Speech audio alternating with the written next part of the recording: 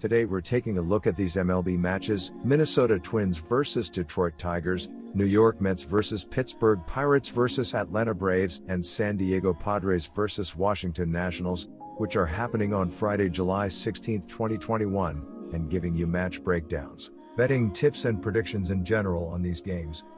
Welcome back to High Stakes. Let's get straight into it. Also, don't forget to subscribe to get notified as soon as we release these sport prediction videos. And if you would like more betting tips and predictions, then check out our Patreon in the link down below. Our new Patreon is a way for us to help you improve your chances of making more money. 5 plans are available for each and every one of you. You can get 30 extra betting picks all the way up to 270 extra betting picks per month. Stop wasting hours and hours of your time searching the internet for some fake betting predictions and losing your money because of it. Join High Stakes Patreon now and get the best betting picks and advices instantly. Most expected the Twins to contend for their third straight AL Central title, but instead they finished the first half a shocking 11 games under .500 with no realistic shot at making the postseason.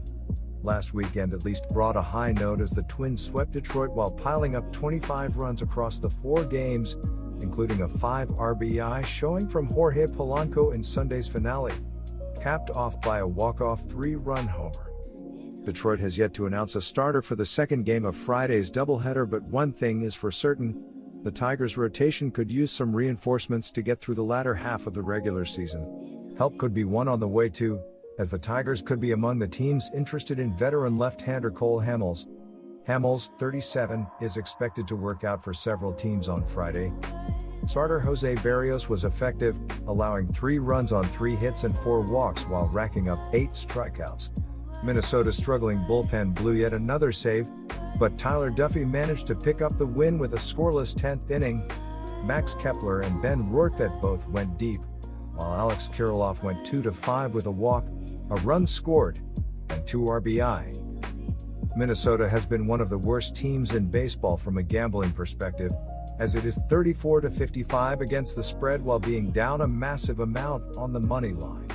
Overs are a strong 54-31-4 for the Twins, although 7 of their last 9 games have gone under the betting total. Offense has not been the problem for the Twins, with an average of 4.73 runs per game and a 0.750 team OPS.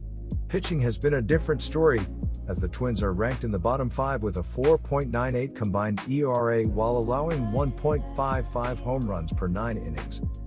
My betting advice for that game is to pick Detroit Tigers.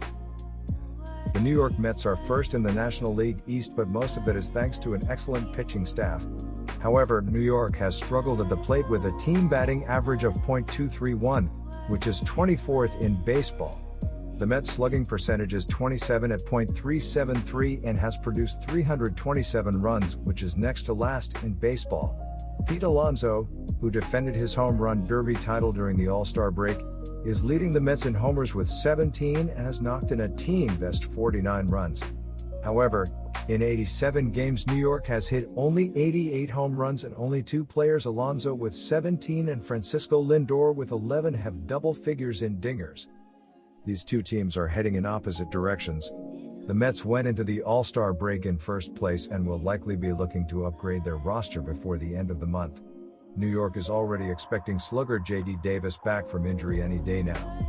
Davis had a .390 batting average and a .479 on-base percentage in 14 games this year.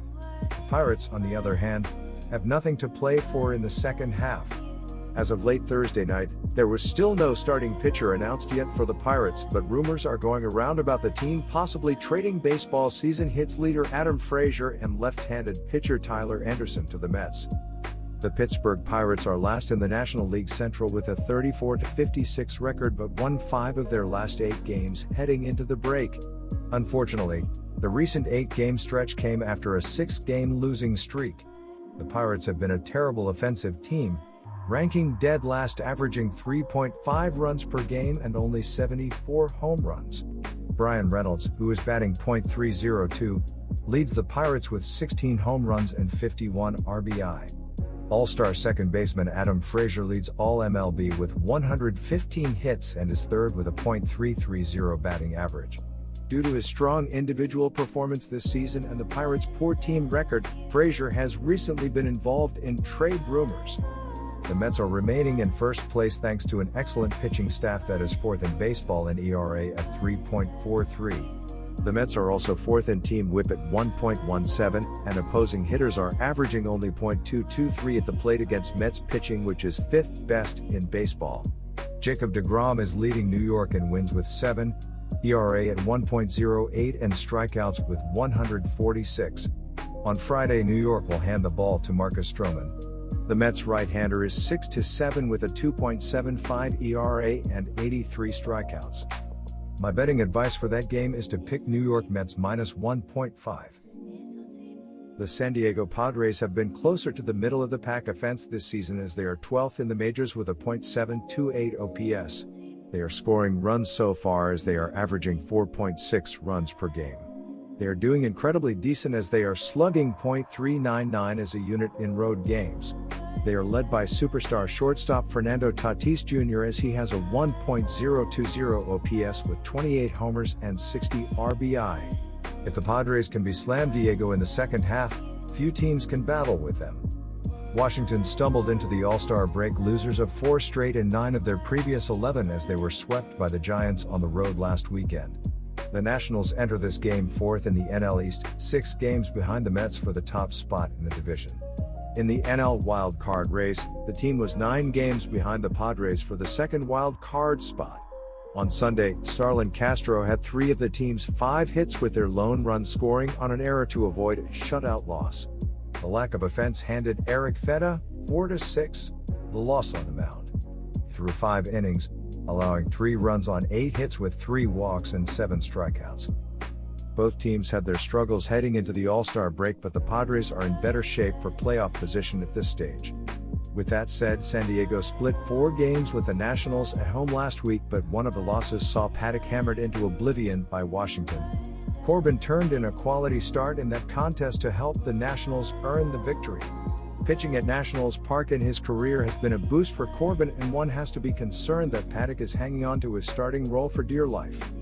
Chris Paddock has struggled this season according to his Baseball Savant page, as he is in the 26th percentile in average exit velocity, 39th percentile in hard hit percentage, 32nd percentile in barrel percentage, and 25th percentile in expa.